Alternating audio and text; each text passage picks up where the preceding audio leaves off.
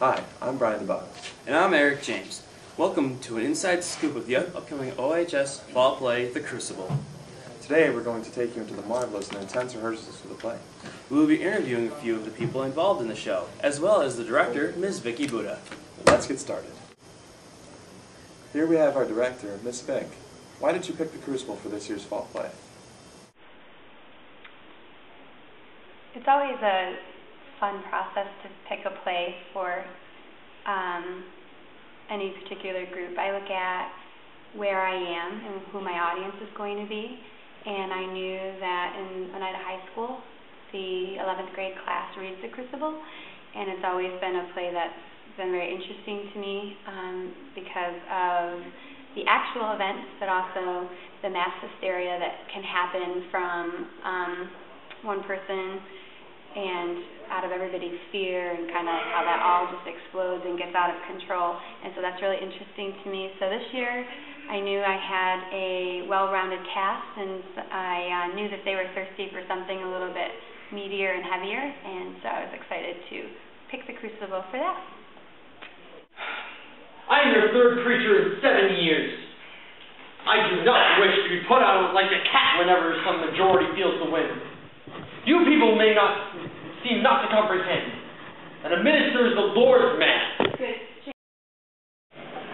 Here we have Brendan Didio, our Giles Corey. Brendan, how do you think the show is coming along so far?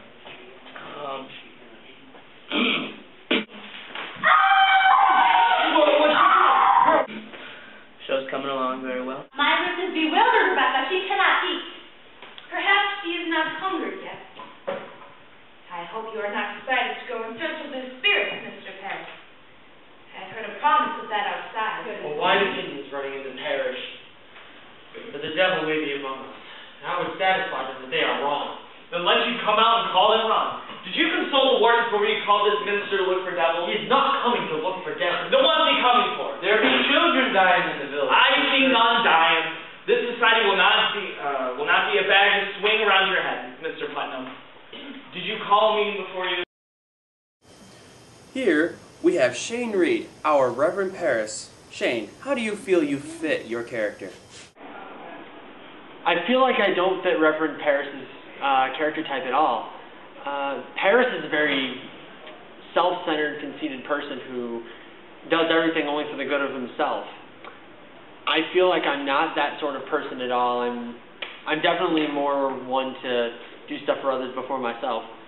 But it's fun to play as some sort of character that you either don't think you're a lot alike or that you don't particularly like. In my case, I really don't like Parris that much as a person anyway, but it seems like it's going to be a lot of fun to play, and I can't wait to get on stage and show you what I got. Now, it is a deep thing, and dark as a pit. I have been 6 times in court this year, and Is it the devil's law that a man cannot say you good morning without you clapping for defamation? You're old, Giles, and you're not hearing so well as you did. John Proctor, I have only last month collected £4 damages for you publicly saying I burned the roof off your house. And I never said no such thing, but I paid you for it, so I hope you can call to the death without charge. Now, come on along, Giles. And our final interview, our John Proctor, Justin Bartlett. Justin, what do you think of the show?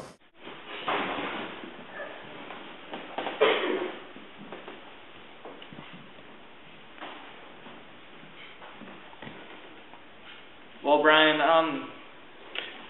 it's just exciting, I guess. I don't know. I'm very impressed with the underclassmen this year. They're really taking upon themselves to raise the bar, and I'm very impressed.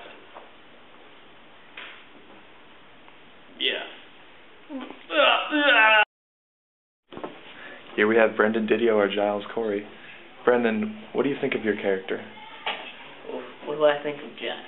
Giles Corey. He was a smart aleck. He was a grumpy old man who was only liked by pretty much John Proctor and Francis Nurse, and well, I really think of him as like the character that anybody who sees or reads him, they think like, oh, I like him. But anybody in the story, they're like, look at. Great. All right, thank you.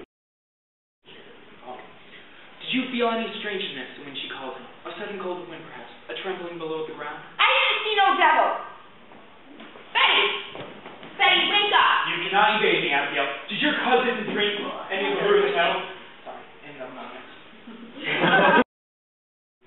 Here we have Ben Adams, who is playing Reverend John Hale. Ben, are you having any trouble memorizing any of your lines? Why, it's very interesting that you asked me that, Brian, because at the moment I am. The reason why is there's a lot that Reverend Hale has to say. His character plays a big role in this play, and with big role comes a lot of lines, including paragraphs upon paragraphs of lines. You will surely tell us the name. I will not give you no name. I gave my wife the name once, and I'll burn in hell long enough for that. I stand news. In that case, I have no choice but to arrest you for contempt of this court. This is a hearing. You cannot slap me for contempt of a hearing. Oh, it's a proper lawyer. Do you wish me to declare the court in full? Alright, here we have Liesl Hillenbrand, who plays Elizabeth Proctor. Liesl, what do you think of your character? Well, she doesn't really get along with her husband, with John, because of the incident that happened. So she's kind of portrayed as a cold character in the beginning, but then you find out she really does love her husband, even after everything that happened. And she, at the end, has to make a choice of whether or not she wants him to confess the way he lives or whatever, and she just goes along with it. So that's good. Alright. Yeah. And how do you think the show is progressing with only a week left before opening? I think it's really good. I mean, we're not off book yet, but there's moments that are really good. Alright. Excellent.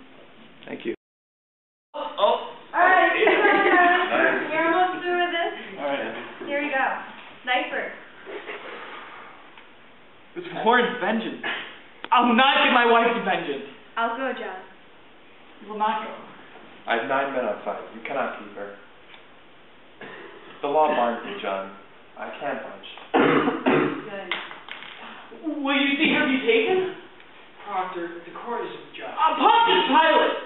God will not let you wash your hands of this. John, I think I must go with him. Mary says bread enough for the morning. You'll bake in the afternoon. Help Mr. Proctor as you were his daughter. You owe me that, and much more. When the children awake, speak nothing of witchcraft. Don't frighten them. Try something for me. Don't go to it. What is your opinion on the Salem witch trials? You know, I don't like the idea of it really, but I think there's reason behind it because they were really religious, and you know, I'm not one for killing people based on what they've done, but I think they had reason behind why they killed everyone, but I don't think they knew the facts. They just kind of, you know, thought, you know, everyone's a witch, and then they just killed them.